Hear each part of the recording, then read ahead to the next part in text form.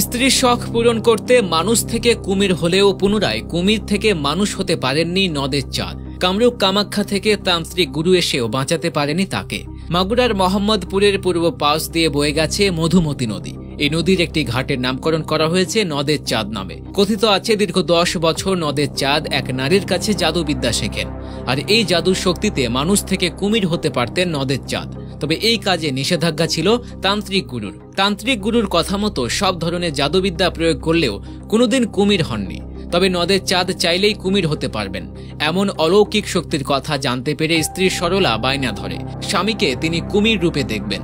স্থানীয়দের মতে স্ত্রীর এই আবদার কাল হয়ে দাঁড়ায় নদের চাঁদের জীবনে।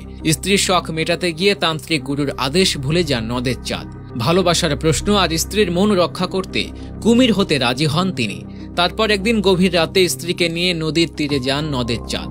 দুটি পাত্রে পানি রেখে তাতে মন্ত্র পাঠ করে ফু দেন। এরপর স্ত্রীকে বলেন একটি পাত্রে রাখা পানি তার গায়ে ছিটিয়ে দিলেই তিনি কুমির হয়ে যাবেন। এরপর অপর পাত্রে রাখা পানি ছিটিয়ে দিলে পুনরায় মানুষ হয়ে যাবেন। স্ত্রী প্রথম কাজটি ঠিকভাবেই করেন। পাত্রে রাখা পানি স্বামীর গায়ে ছিটিয়ে দিতেই কুমির হয়ে যান নদের চাঁদ।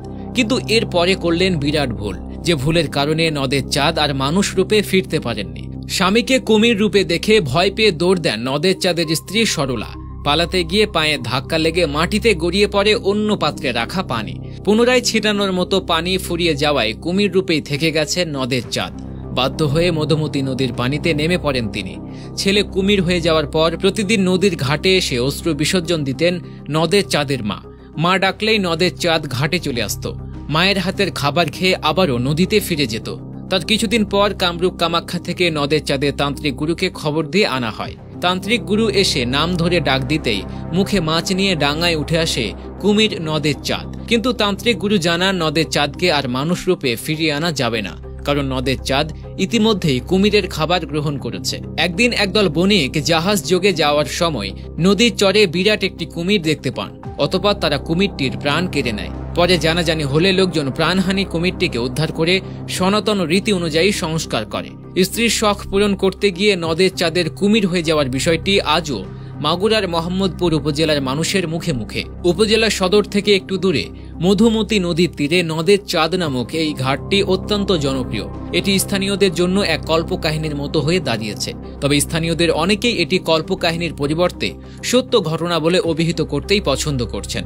এই কাহিনীর কারণে আজও এই ঘাটে অনেক মানুষ আসেন এবং সেখানে নদের চাঁদের স্মৃতি বহন করা নানা স্থাপনা গড়ে উঠেছে। এই জায়গায় এসে অনেকেই এই কিংবদন্তির কাহিনী জানার জন্য এবং ছবি তুলতে। যদিও এটি একটি দুঃখজনক ঘটনা, তবে এটি মাগুরার মানুষের জন্য এক অমর কাহিনী হয়ে দাঁড়িয়েছে, যা যুগ যুগ ধরে স্মরণীয় হয়ে থাকবে।